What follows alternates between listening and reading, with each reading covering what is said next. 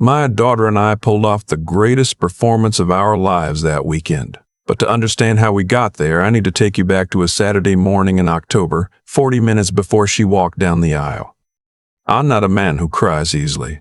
63 years of living will do that to you. I grew up in Sudbury, worked the mines for 12 years, then spent the next 2 decades building a small contracting business from nothing. I've buried my wife. I've sat with friends who got the kind of diagnoses you don't come back from. I thought I knew what shock felt like. I didn't know anything. My daughter, I'll call her my girl because that's what she is and always will be, had been with her fiancé for 2 years. He came into her life at one of those moments when she was finally doing well again. She'd gone through a rough stretch in her late 20s, a job she'd poured herself into that collapsed when the company folded, an apartment she had to give up, a relationship before him that had quietly broken her confidence. When she met him, she was rebuilding. She was smiling again. She called me on a Tuesday night just to talk, something she hadn't done in a long time, and I thought, this man is good for her. His name was Theodore Marsh, though he never used the full name. 34 years old, worked in financial consulting in Toronto. Dressed well, spoke well, remembered things. The first time I met him, he shook my hand and asked me about my business with what seemed like genuine interest. Asked about the challenges of running a small company post-pandemic, about labor costs, about how I was planning for succession. I remember driving home that night and thinking, she found a good one. I liked him. I want you to understand that. I genuinely like the man. We live in a small city outside of Hamilton, nothing glamorous.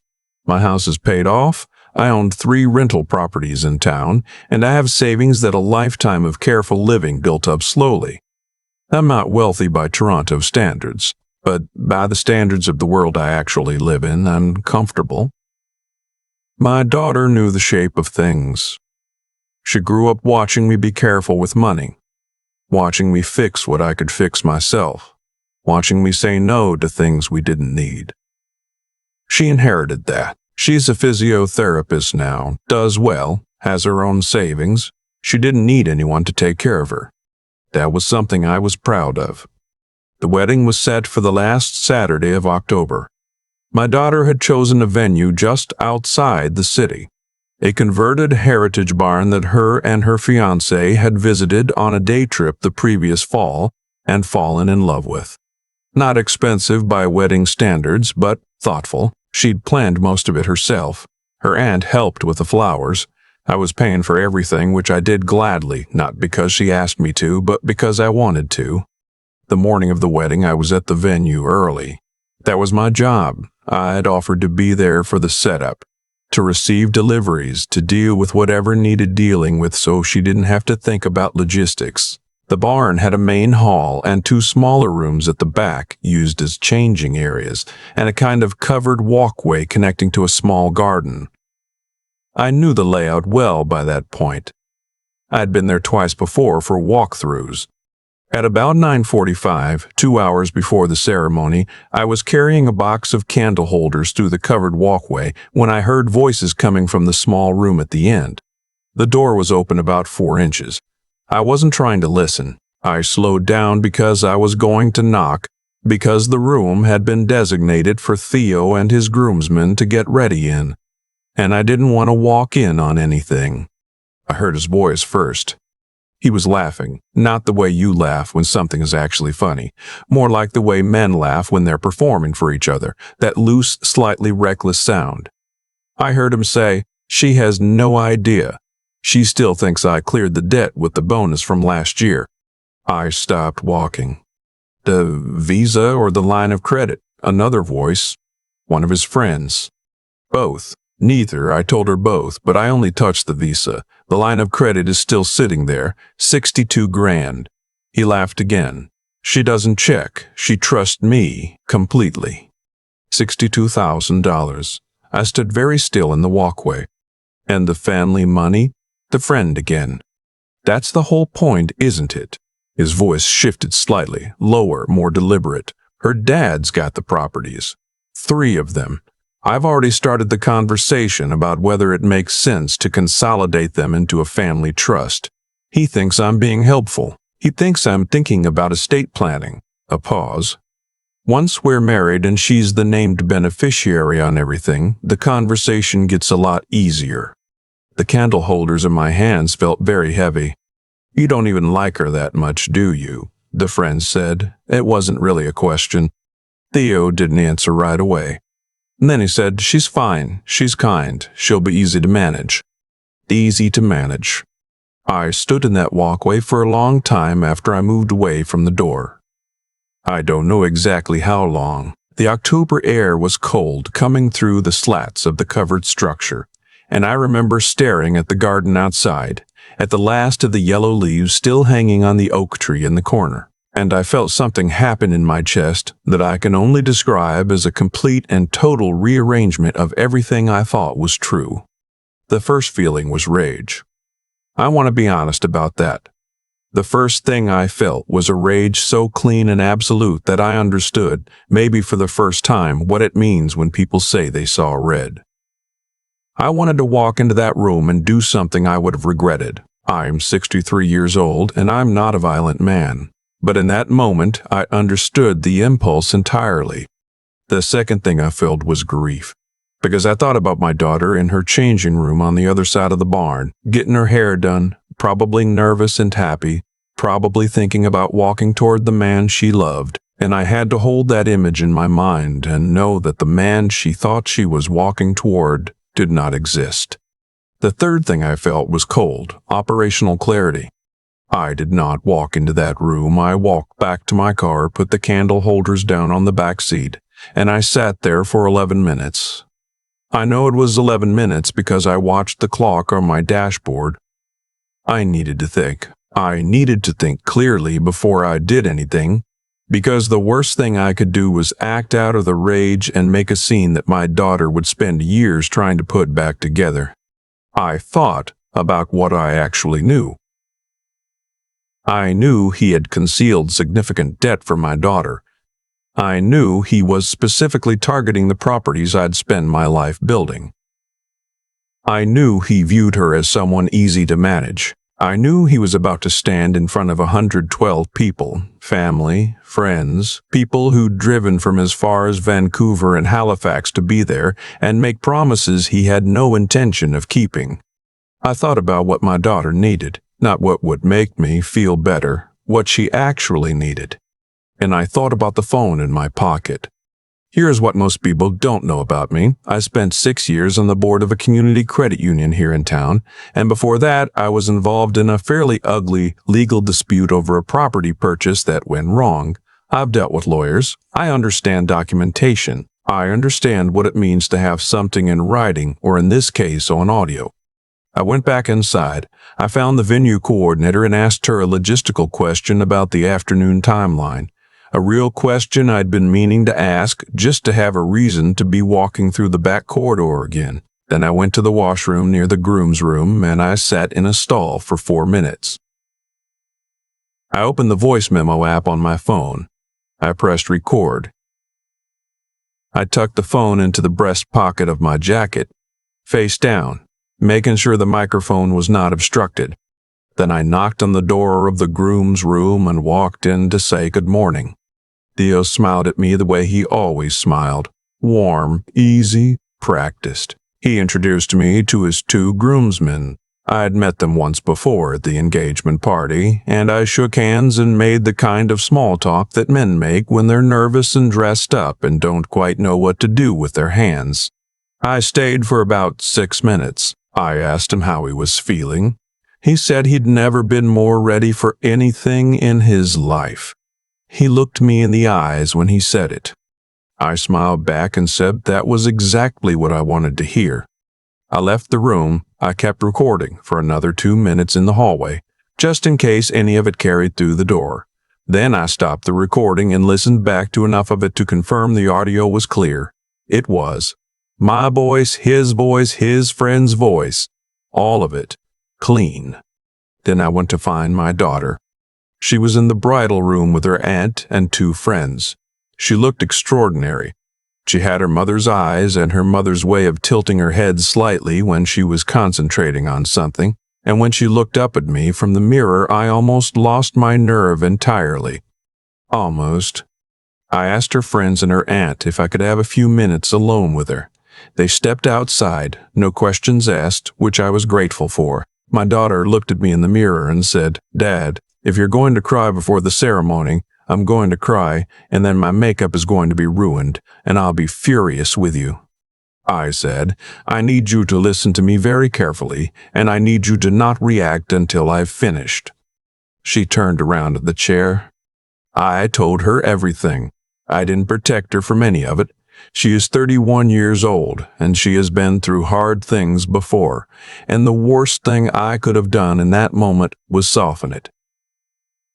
I played her the audio. I watched her face while she listened, and I want to tell you, it was one of the hardest things I have ever done in my life. Watching your child's face as something breaks inside them.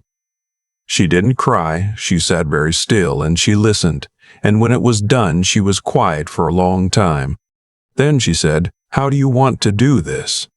That was my girl. 60 seconds after her world had been upended and she was already asking about strategy. I told her what I was thinking. She added 2 things I hadn't considered. We agreed on the plan in under 10 minutes.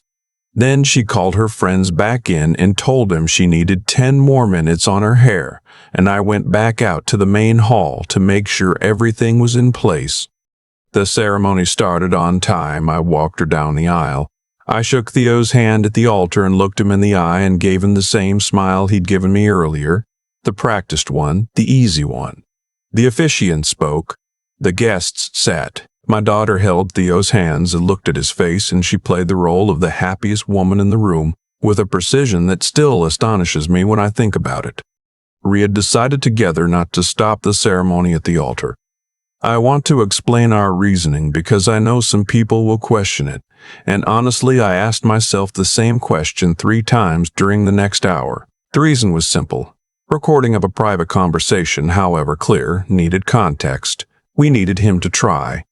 We needed him to make the first move, to put something in writing, to initiate the conversation about the properties he'd referenced that morning. A scene at the altar would have been satisfying for exactly the length of time it took his lawyer to argue that he'd been humiliated and falsely accused. What we were building was different. What we were building was airtight. After the ceremony, during the reception, I sat with my daughter's cousin, who is a paralegal in Mississauga, and the 3 of us, her, my daughter, and I, had a conversation at a corner table near the bar, while Theo worked the room and accepted congratulations and drank other people's champagne. I sent the audio file to 2 different email addresses as a backup.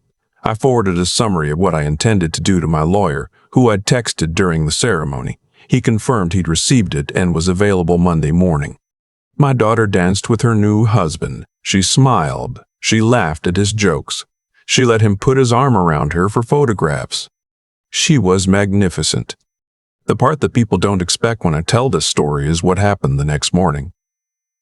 Theo had been, as he mentioned in his conversation with his groomsman, very interested in the idea of consolidating my properties into a family trust. He raised it over breakfast. We were at a hotel near the venue block of rooms I'd reserved for out-of-town family, and he sat across from me with coffee and the particular expression of a man who thinks he is being subtle. He said he'd been thinking about what we'd discussed a few months back, about the properties, about the future, about how now that we were family, it made sense to be more intentional about these things. I let him talk for 4.5 minutes. I watched him build the structure of it, the careful language, the references to tax efficiency and intergenerational wealth planning, and what was best for his wife, my daughter. He was smooth. I'll give him that. If I hadn't been standing in a drafty walkway 40 hours earlier, I might have believed he was genuinely trying to help me. When he finished, I put my coffee cup down and I said, "I want to make sure I understand what you're proposing. And I want to make sure we have it documented clearly. My lawyer is available Monday morning. Would you be willing to put your proposal in writing before then?" He said, of course, absolutely he'd have something drafted by Sunday evening. My daughter arrived at the table then. She sat down beside him, she smiled at him, and put her hand over his and said she was so glad we were having this conversation. He never saw it coming. Monday morning, we were in my lawyer's office in Hamilton. Theo arrived with a 2-page summary of his proposal, typed with his signature at the bottom. My lawyer had the audio recording. My daughter had retained her own lawyer the previous afternoon, a woman she'd found through a referral from her cousin, and her lawyer joined us by phone. What happened over the following weeks is not something I'll detail entirely because some of it remains in process, and because my daughter's privacy matters more to me than a complete account. What I will tell you is this: the $62,000 in concealed debt was documented. His proposal to restructure my properties was documented, in his own words, initiated by him less than 16 hours after the wedding. The marriage was annulled. My daughter did not spend a single night in a home they shared together. She came back to my house the following Tuesday with a bag and a bottle of wine, and we sat on the back porch, and she said almost nothing for a long time, and then she said, "I keep thinking about how I almost didn't tell you about the engagement until it was official." I asked her why she'd almost waited. She said she hadn't wanted me to worry. I thought about that for a while, about how much of parenting is being the one your children try to protect, when what they actually need is to let you do the one thing you've been practicing your whole life, which is to protect them. The oak tree in the garden had been beautiful that morning. I keep thinking about that too. The yellow leaves, the cold air, the sound of his voice through a 4-inch gap in a door. I wasn't supposed to be in that walkway at that moment. I was supposed to have finished carrying the candle holders 10 minutes earlier, but one of the boxes had been sealed with extra tape, and I'd had to go back to the car for a box cutter, and that delay put me in that corridor at 9:47 instead of 9:35. 12 minutes. If I'd been 12 minutes faster, I would have walked my daughter down that aisle and smiled at the photographs and driven home that night genuinely believing she was happy. I would have gone to my lawyer's office eventually and signed papers I shouldn't have signed. I would have spent years figuring out what I'd missed and why. Instead, I was slow, I was disorganized. I needed a box cutter I'd left in the car. Some things happen for a reason. I'm not usually a man who says that, but I'm saying it now. My daughter is doing well. She's back in her apartment. She's back at work. She called me last Tuesday just to talk, which she does again now, something that never stopped making me grateful. She said she'd been thinking about what she wanted her next few years to look like, and there was a brightness in her voice I recognized, the same one from 2 years ago when things started getting better, except this time it's more solid, less fragile, like something built on ground that's been tested. She told me she'd started keeping a list of questions to ask before she trusted someone that fully again. Practical questions. The kind you actually need answers to before you let someone into the architecture of your life. I told her that sounded like exactly the right approach. She said, "I learned it from watching you." I didn't have anything to say to that. I just sat with it for a while on my end of the phone, looking out the window at the backyard, at the last of the season's leaves coming down. Sometimes you can't protect the people you love from everything. You can't be everywhere.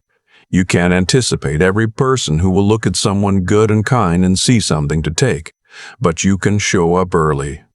You can carry boxes no one asked you to carry. You can keep your phone charged and your head clear and your love for your children so constant that when the moment comes, the specific, unrepeatable 12-minute window of a moment, you don't hesitate. You already know exactly what to do. I still think about that oak tree. The yellow leaves, the cold October air coming through the slats of the walkway, and the sound of a voice I thought I knew coming through a 4-inch gap in a door. I wasn't supposed to be there at that moment. I was 12 minutes behind schedule because of a box cutter I'd left in the car. 12 minutes. That's the whole story in a way. But I'd been thinking about it differently lately, not as luck, as consequence. Theo made choices long before that morning. He chose to hide $62,000 in debt from the woman who trusted him completely. He chose to look at a kind, hard-working person and see a transaction. He chose to sit across from me over coffee and use words like family and future, while meaning something else entirely. Every one of those choices was a brick in a wall he was building around himself. And eventually that wall became a room with no exit. Not because the universe punished him, because that is simply what dishonesty does over time. It accumulates, it narrows the space you have to move in. And one morning, you're in a getting-ready room in a heritage barn outside Hamilton, talking too freely, and the father of the woman you've been deceiving is standing 12 feet away with a phone in his breast pocket. My daughter showed me something that weekend that I didn't expect. When I told her the truth in that bridal room, she didn't fall apart. She went still, she listened, and then she said, "How do you want to do this?" 31 years old, the ground pulled out from under her, and she was already thinking clearly. That kind of steadiness doesn't come from nowhere. It comes from years of choosing to face hard things instead of walking around them. It comes from having been knocked down before and deciding each time to figure out what was actually true rather than what was comfortable. I watched her build that quality in herself over years, and I was more proud of her in that moment than I have ever been at any graduation or milestone or celebration. What I keep coming back to is this. The situation required 3 things from both of us, and we happened to have them. It required us to be honest with each other even when honesty was painful. I could have softened what I had heard, could have decided she didn't need to know all of it. And it would have been the wrong call. It required us to think before we acted, to hold the rage and the grief and use our heads instead, to understand that a scene at the altar would have felt good for about 40 seconds and helped no one. And it required her to hold herself together under pressure that would have broken a lot of people, to keep walking toward something terrifying because she understood that getting through it was the only way out of it. Integrity, clarity, and the ability to keep going when everything in you wants to stop. Those 3 things together are what decided how the story ended. Theo had none of them. He had charm and patience and a talent for saying the right thing. But when the moment came that required him to be genuinely honest, with my daughter, with me, with himself, he had nothing to draw on. Because you can't borrow those qualities when you need them. You either built them over time or you didn't. My daughter is doing well. She calls me on Tuesdays just to talk. The properties are still mine, the debt was Theo's to sort out, and the annulment is finalized. She told me recently she feels lighter than she has in years. I believe her. I heard it in her voice.